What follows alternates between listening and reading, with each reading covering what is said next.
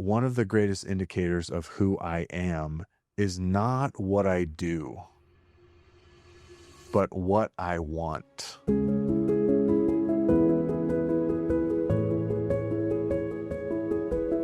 Man looks at what people do and what I do, and I judge myself for that, and I label myself for that. But wait a second, what do I actually want? For example, I really struggle with drug use or pornography use. Because I struggle with that, it means I'm a bad person. But what I really want, I don't want to do that anymore. And so that means something about who I am.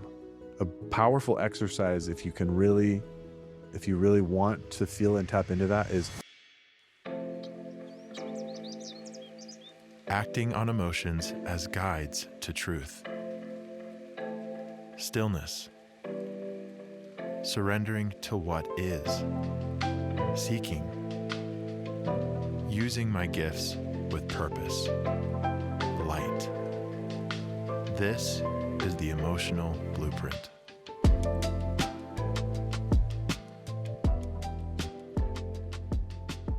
Let's transition a little bit and dive into some spiritual lessons, or spiritual teachings, I should say. I think probably one of the most powerful things that has become so clear to me as a therapist, and really putting everything I have into trying to help people to grow and to change, is that you just cannot separate the emotional and the spiritual. You can try, and that's fine, but they really are one and the same. Well, why? Well, the sooner we can really get in touch with this truth that all emotions are coming from our own soul, our own spirit, this beautiful place of truth, we realize that emotional growth is spiritual growth, and spiritual growth is emotional growth. Why has this had such a big impact on me, and why does this have such a big impact on other people? Because it starts to help them. The more they start to listen to their emotions, the more their fog begins to clear.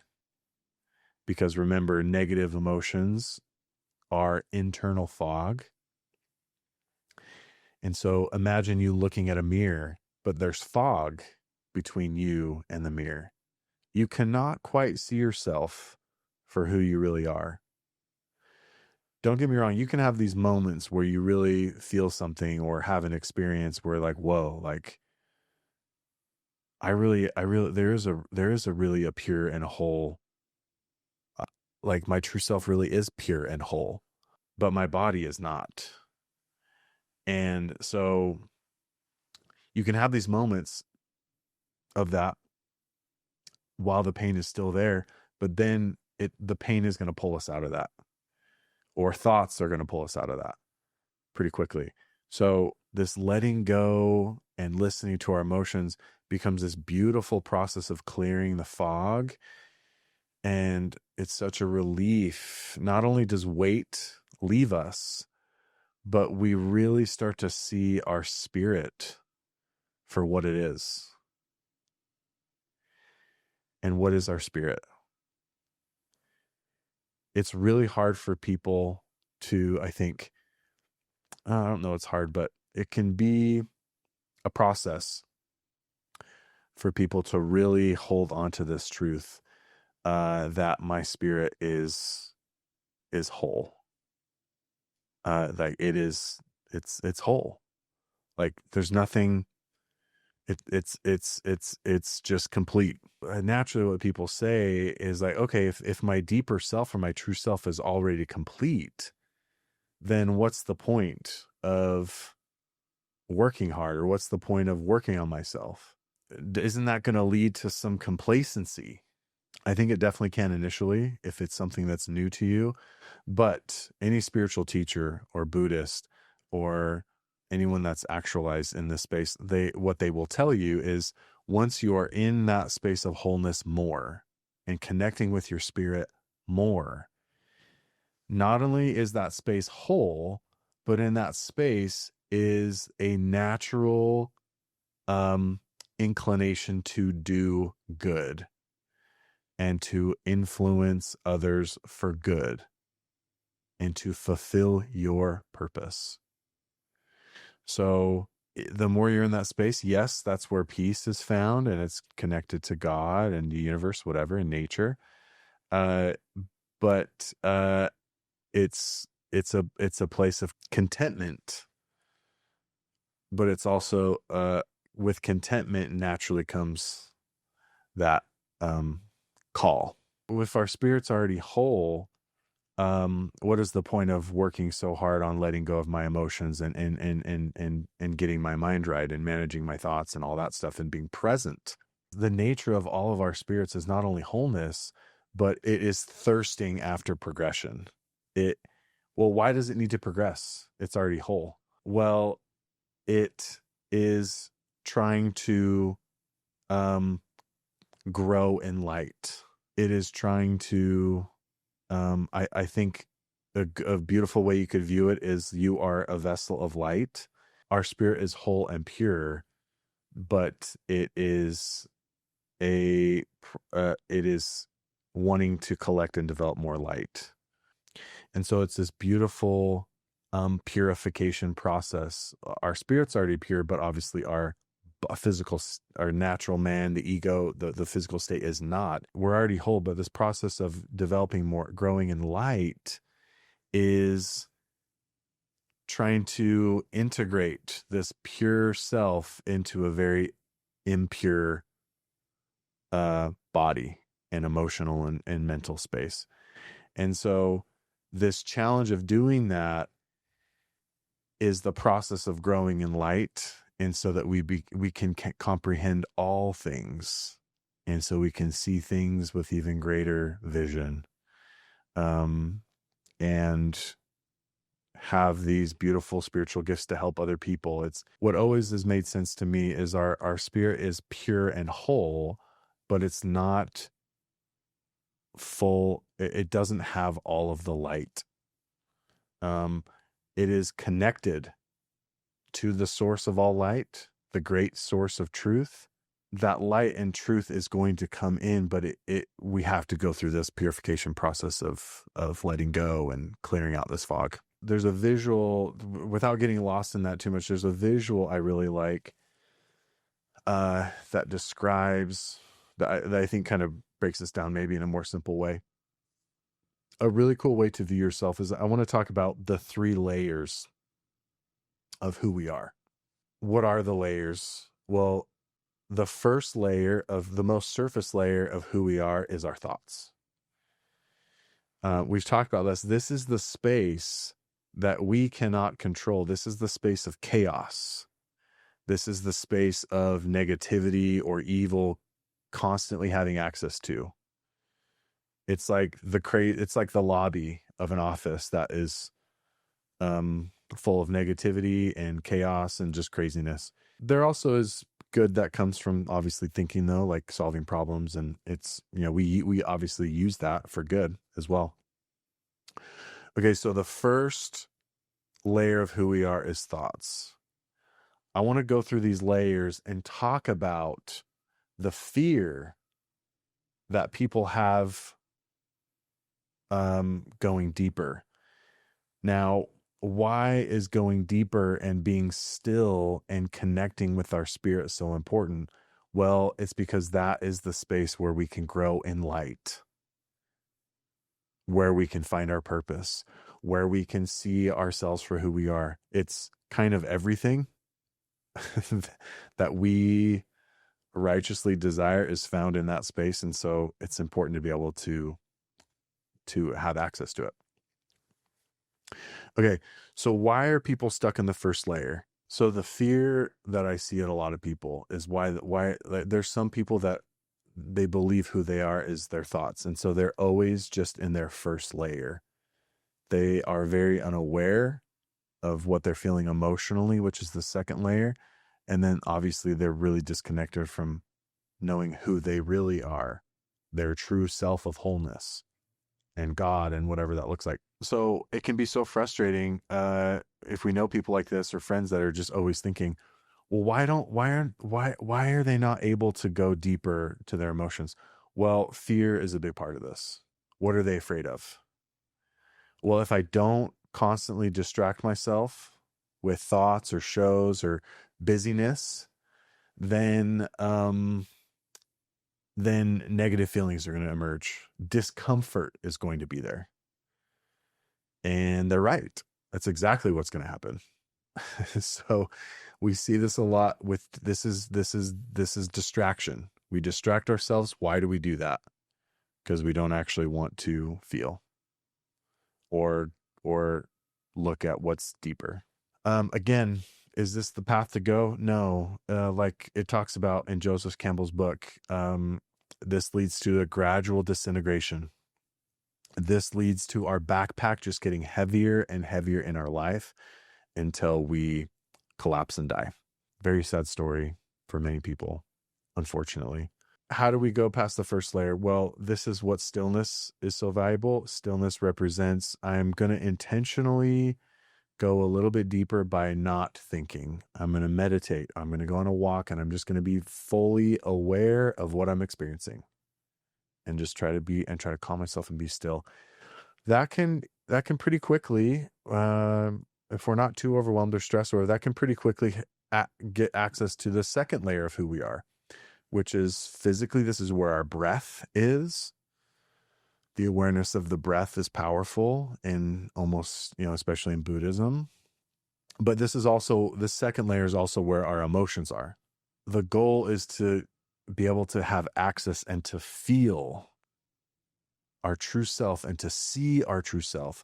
So a lot of people don't know there's something behind their emotions. Again, people believe that they are their thoughts, that their identity is their thoughts. People believe their identity is how they're feeling. So when they feel really horrible about themselves, they actually believe that that means something about who they are. Like, oh, I'm not good enough. Or I have anxiety. That's who I am. I am bipolar. I am a rude person. Okay. A lot of these labels they can be thoughts, but they only go emotionally deep. Okay. So what's the fear that people have about going beyond that? Well, if I let go of this anxiety, or if I let go of this depression, who is going to be the person underneath that? Like, who really is down there? What if I am just so disappointed that I let go of my depression or I let go of my anxiety and there's just a loser down there? There's just some big fat loser. Or I just don't, is there anything down there? What if there's nothing? Okay. I totally get that. Biblical passage I think is really powerful. It says, man looketh on the outward appearance, but the Lord looketh at the heart.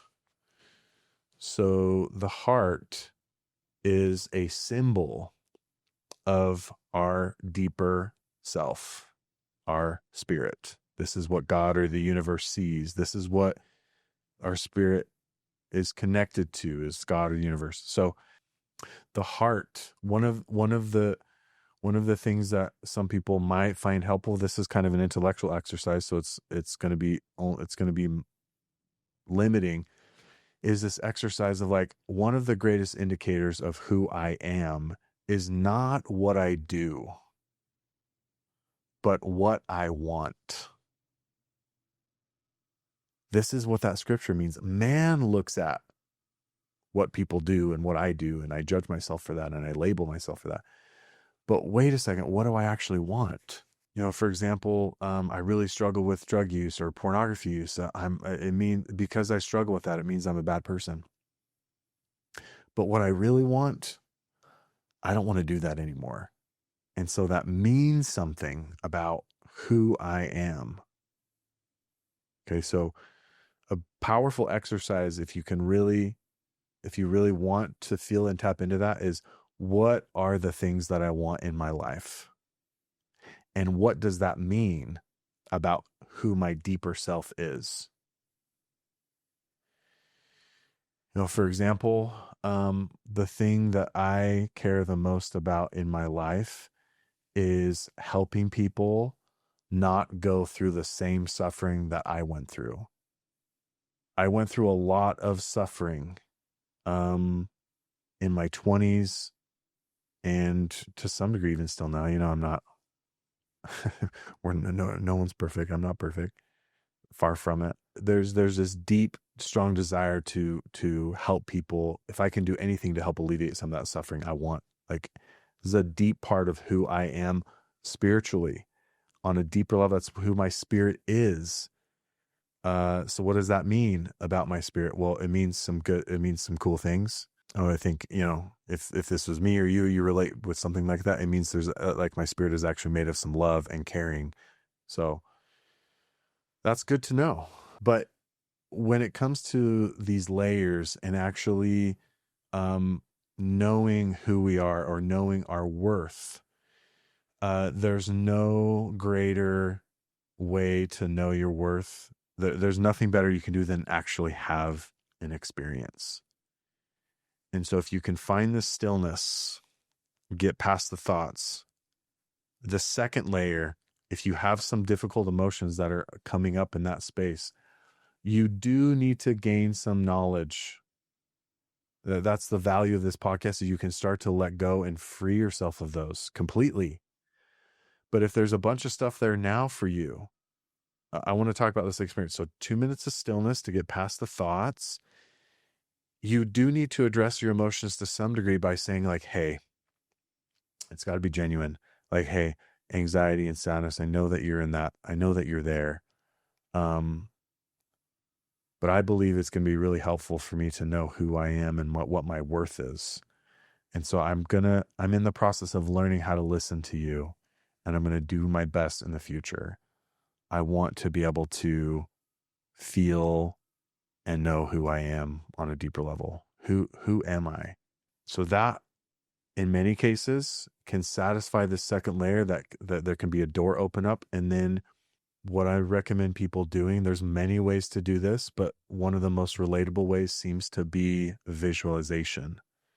Close your eyes, pay attention to your breath, which is still in that second layer, and then try to see or feel the person that is behind the breath. I remember doing this experience with one of my clients who's just an awesome, awesome guy. It's one of my favorites. We did this cool visual where when he was still and closing his eyes, I was doing kind of a guided meditation with him. And during this guided meditation, I described his spirit as like a very large room. And he started walking around in the room. And I had him go into one of the side rooms. We're just kind of creating this. And in the room, there was a box. And he opened the box. And in that box was a piece of paper. And that piece of paper listed all of the qualities that make up who he really is. And he started reading that list, and he was just doing this in his mind. And when we finished this, he said some really beautiful things afterwards. But one of the things he said, Corey, oh my gosh, that was so powerful. And he was so funny because he was saying that as if like I was somehow had anything to do with that. It was all him, but he said, wow, that was powerful. And I said, do you know why that was powerful? And he said, why? It's like, I said, because you're powerful. So the holiness of God or the universe is trying to realize itself in us and through us and as us. They're deeply connected. Now, to get that light, though, to grow in that light, we have to be in that space and allow the great teacher, the universe. I love the Native American view of this, of like Mother Nature can give us light. Mother can give us light, and so can Father. And so there's these great sources of light, and our spirit is so thirsty for that, and it just wants to collect it and grow. And the body that starts to become full of light begins to start to comprehend all things. So this experience with this client, though, he had this experience like, wow, I actually am. And he is a very powerful and strong person. So what we experience in that space, you can do a mini meditation, look for who you are in that space. Don't look for who you are. How many people are looking for who they are in their relationship, or looking for who they are in their bank account, or looking for who they are in the world, or looking for who they are in playing golf? I'm just giving golf a hard time today. Yeah, that's not where we find out who we are. People, don't get me wrong, people can say things and people can do things that can be pointers. But the only place that we know who we are is in that third layer, the layer of spirit and stillness. Stillness is how we access it emotionally, acknowledging what's there. It's how we get deeper. And then I love there's many ways to do this, but visualization's a good go-to, I think. And some people are, okay, so why are people somewhat resistant to this, finding who they really are in that space, and going into that room and seeing and how they feel and qualities? People are so resistant to that too, because it feels so uncomfortable, because people are like, wait, aren't I creating that? Aren't I not the one that's creating that? It's like, we're definitely kind of we're using, the nature of our spirit is that of a co-creator. And so we have to create that space to invite God into it, to reveal things to us. We have to create that space. We have to be in that space and create it to some degree to have the light come in. We're just setting the stage to invite holiness or truth in. That's our responsibility to do that. There's this great spiritual book called At One Mint by Thomas McConkie, and he talks about his journey from meditation to, discovering spiritual truths. And I love one of the things that he said. He said, the point is, by connecting to wholeness first, or our spirit first, wholeness itself will motivate you, not fear and lack. Okay, so another fear that people have, well, if I let go of this anxiety, or if I let go of this shame, isn't that that's really motivating me in my life? Like, if I let go of that, am I just not going to be motivated anymore?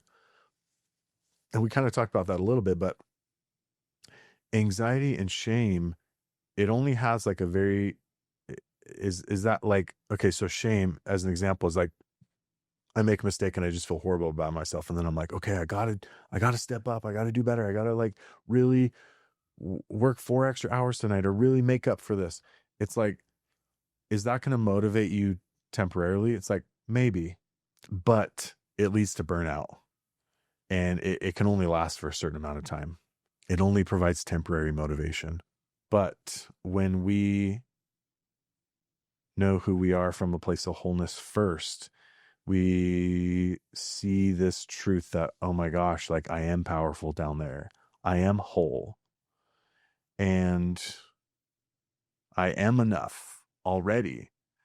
You don't have to hate yourself forward anymore, is what he says. And I really think that's a beautiful saying. Why does shame and anxiety not work for long-term motivation? Because the very act of shame, I think a good example, it's like hiking with heavy rocks in your backpack. It's like, if you're hiking with your friend and your backpack weighs 100 pounds and their backpack only weighs 10 pounds, and you have the same muscle mass and equal body and whatever, with that 100 pounds, you're like, okay, I have way more weight than my friend. I'm going to just hit it so much harder. I'm going to really like just push myself. you're going to be able to push yourself, and you might even push yourself harder for them in the beginning. But as the journey goes, it doesn't matter how much you try to push yourself, you are just going to like not be able to maintain it. And you're going to be laying, it's like the tortoise and the hare. You know, you're going to be laying on the side, gasping for air. Like your body's going to give out.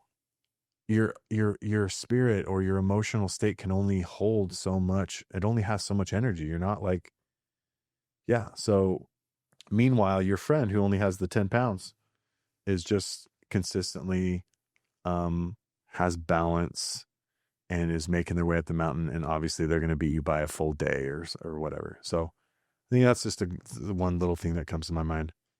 Buddhism really does an amazing job teaching this principle of like the wholeness of, you will find this wholeness and this peace. A lot of times, I think most common thing that people feel when they go to this place of their spirit is they feel this peace. And remember, we can't create peace. We can't create it. So anytime peace arrives, or we experience peace, it is always trying to tell us of the truth of something. And if you really listen to the peace and what it's trying to tell you when you go into your spirit, it can be telling you many things, but one of the truths it's trying to tell you is like, this is you, and this is and you are whole, and you are pure. And you're not trying to change yourself to become more whole. You already are. You are trying to integrate this impure person with the purity so that you can just consistently receive more light and knowledge and understanding to use that to help others and to gain even more light. And so it's this acquisition of light and truth. It fills our soul. We just grow brighter and brighter, is the goal. I want to just wrap up with just kind of a bonus question. And I want to talk about something called confirmation bias that I just think is really helpful to get out of like shame or anxiety, of this loop of shame or anxiety that we might be in. Okay, so what is confirmation bias? It's a therapy term that's so unrelatable. Well, I think I'll just share an example to so we don't get too textbook with this. I think anxiety, just an example with anxiety. Let's say somebody has a fear of has this deep fear of getting sick. And every day for 100 days, they have this fear and anxiety that they're going to get sick. And one day they finally do get sick. And then they say to themselves, see, my anxiety is right. It is accurate. It tells me, it warns me of danger. It tells me of things to come so I can be prepared. This is a good example of confirmation bias, is when we already believe something and we are looking for things to confirm what we believe, whether they be false or true. So the danger of this is we are trying to see anxiety for what it is. Now, okay, so what is anxiety? The core element of anxiety is actually our spirit trying to tell us that the way that we're viewing something is false. That believing that I'm going to get sick or having this fear of getting sick or whatever is I'm viewing something in a way that's false. Like that's not based on any truth or reality. And then when it happens, I'm like, see, it is true. So the danger of that is that helps us become attached to, that helps us believe that the anxiety is actually helping us when it actually is hurting us. So, okay, what is the truth then? Well, anxiety is only warning us of danger if we're actually in live danger from a bear or whatever.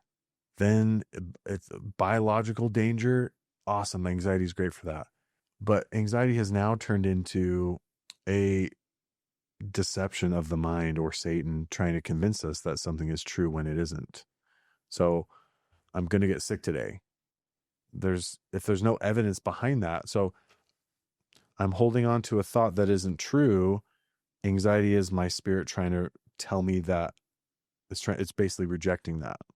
Okay. So it's like false view alarm, false view alarm. We've talked about this on the podcast before, but it's just a helpful reminder to know that, remember, intuition never comes through the avenue of anxiety, ever. God or the universe does not give us the spirit of fear or anxiety, but of power and of love and a sound mind. So it's a really powerful verse in the Bible because intuition does not come through that. So, well, what if my body or my spirit is trying to tell me trying to warn me of danger? Well, that comes through a different avenue that usually, we feel like a knot in our stomach. It comes with clarity. It's not confusing. And it comes up, we just know something is off, and we know, that's more intuition. But anxiety is this buzzing, and it's confusing and takes us out of our state. And so, anyways, just a reminder for that. We want to be really aware of confirmation bias, that we're not looking for things to be true that are not. I'll wrap up with this. They did this really interesting study with smoking, where they interviewed a bunch of people that just started smoking cigarettes, and they asked them the question like, hey, do you believe smoking is bad for you? And they were like, well, yeah, of course it is. Like, it causes cancer, all this stuff. And they're like, okay, so like 90% of people said that like smoking was bad for them that were starting. 2 years later, they interviewed the same people, and then they asked them the same question. And they were these people, all these people they interviewed were continuing to smoke 2 years later, even though they believed it was bad for them. And then they asked them the question again, like, hey, do you believe smoking is bad for you? And the answers were like a complete reversal on the other side. 90% of people are like, well, no, like it's over, like, done. Like, it's really not that bad, whatever. So we learned something really powerful from this study. This is an old study, that like usually what we believe translates to how we act. Like, if I believe smoking is not bad for me, I'm usually not going to smoke. But if I start to act differently than what I believe, then my actions actually start to change my beliefs. Actions have the power to change what we believe. Can be a good and a bad thing. I just wanted to share this in connection to like the theme of today. We're talking about worth and knowing who you are. To some degree, it doesn't matter if you believe that you have worth or not. Like, obviously we want you to, but if you begin to have sincerity with taking action and trying to cultivate this experience, it doesn't matter if you believe you don't have worth or that you're worthless or whatever. That's irrelevant. If you actually have an experience where you feel worth, and you start to open that up more and start to spend time in nature and let nature heal you, or you spend time visualizing and feeling your spirit, these experiences begin to change what you believe about yourself. Okay, so the power of, even though you are struggling emotionally, even though you are struggling mentally, how important it is to seek a spiritual connection and to seek healing from a spiritual source. We do not heal ourselves. We are dependent on this great healing hand, and whatever you believe that is, it's a very real thing. I have seen it in my own life. I see it all the time, especially on these retreats that we do. It's very obvious that there's something playing out. There's a spirit, there's a force that is quite literally healing people in moments. And so take the time to engage or to try to cultivate this, what we talked about today, And I also want to put a plug in. If you don't connect with this layer practice, I want you to take time and just go and be still in nature and not think about anything. Just let yourself feel this nurturing power of nature. This is the Heavenly Mother trying to hold you in her arms and to say, it's okay. And you're going to be okay. And there's a real healing, not just that, but there's a real healing force to it. It's beautiful. Please, if you have any questions, feedback, topics that you want us to discuss as we move forward, go to our website, put them on the contact page. We'd love to incorporate that. Thank you. If you have benefited from this podcast in any way, it would mean the world to us to have you subscribe, to allow us to keep it going and bring on inspirational human beings.